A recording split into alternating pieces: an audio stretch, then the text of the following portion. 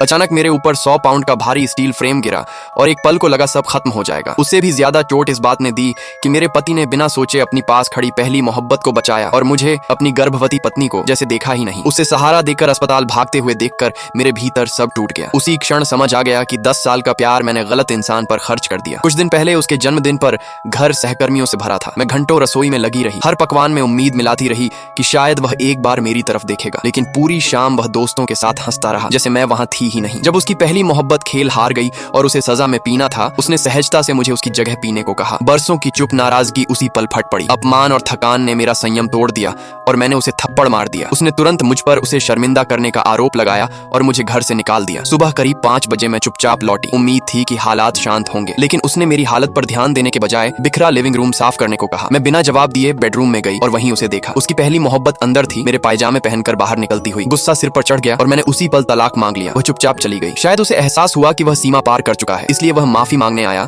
लेकिन तभी उसका फोन बजा। दूसरी तरफ वही थी, कह रही थी कि उसे चोट लगी है। उसका चेहरा तुरंत बदल गया। सारी गलती मुझ पर डालकर वह मुझे साथ खींच ले गया। उसे घायल देखकर वह सीधे अस्पताल भागा। वार्ड में उसने मुझे उसके सामने खड़ा कर माफी मांगने को कहा। मुझे ये सब बेहद विडंबनापूर्ण लगा। मैंने बस पूछा, उसकी पत्नी आखिर है कौन, और मुड़ गई। लेकिन मामला वहीं खत्म नहीं हुआ। हमें जल्दी अलग करने के लिए उसने उसे फिल्म पर बुलाया और मुझे भी आने को कहा। मैं सिर्फ तलाक की बात साफ करना चाहती थी, इसलिए चली गई, बिना समझे कि यह एक जाल है। फिर वही हादसा हुआ। स्टील फ्रेम गिरा और उसने पहले उसे बचाया। मैं वहीं खड़ी रह गई। सौभाग्य से मुझे और बच्चे को गंभीर चोट नहीं आई।